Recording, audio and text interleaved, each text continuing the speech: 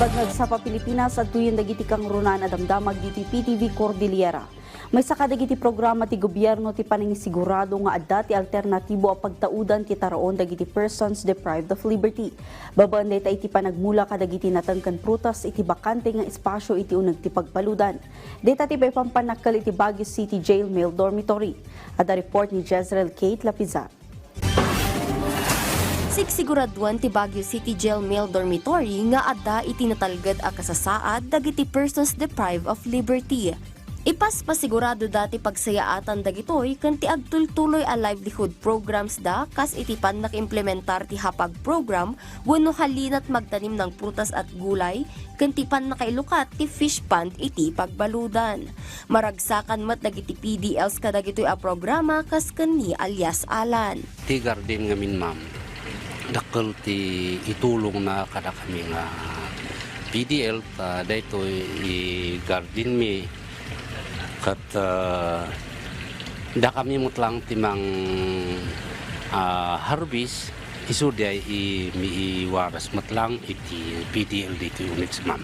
Para mat kanya alias Elmer makatulong iti salon at da ti panag-garden da. Tinuda kami mga umay dito garden. Makatulong kanya mita jay agtrabaho kami make exercise ti bagi mi ma'am. Ti hapag program kat nabayagan a programa nga iminmaintenir dagiti PDLs iti uneg ti pagbaludan. Nagduduma anat natengken prutas ti maimulmula ditoy a mabalin nga ilako wenno kanen dagiti PDLs. Na-maintain natin siya sa tulong nating selected PDL at saka yung personnel na naka-in-charge dito sa hapag natin. So, ganun, gawin pa man yung panahon na maintain pa rin nating magtanim ng iba't ibang klase ng gulay, kaakibat para sa kanilang livelihood project din po ng PDL. Timat fish pond kat maminmintanar babaan iti circular economy no sa dino dagiti black soldier fly larvae amang mangan kadagiti food waste iti pagbaludan ti maipakan kadagiti paltat nga adda iti fish pond. Nagkandak po muna kami ng seminar regarding po sa production ng catfish para po masigurado na successful ang catfish production namin.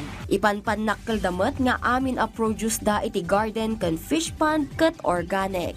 Jezreel Kate Lapizar para iti Pambansang TV, iti Baro, Pilipinas. Iti sabali adamag na ibida dagiti nagduduma a produkto dagiti micro, small and medium enterprises ken farmers organization iti Itogon Benguet ti itinaangay akadiwa ng Pangulo iti munisipyo ti Itogon.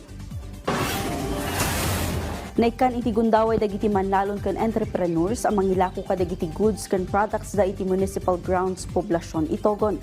Karaman kadagiti na ilako kad dairy products, kape, prutas, souvenirs ken dadumapay.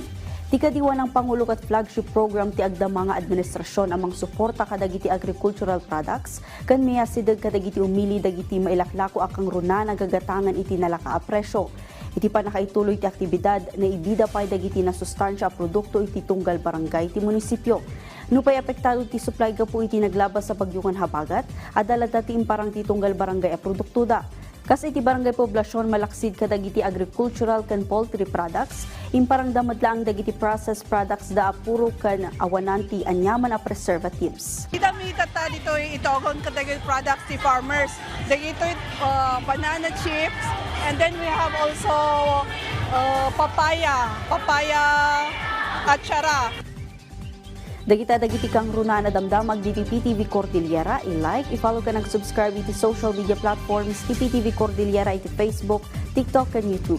Para iti PTV balita ngayon sa probinsya, siya ni Audrey Villana, na imbag ngaltaw.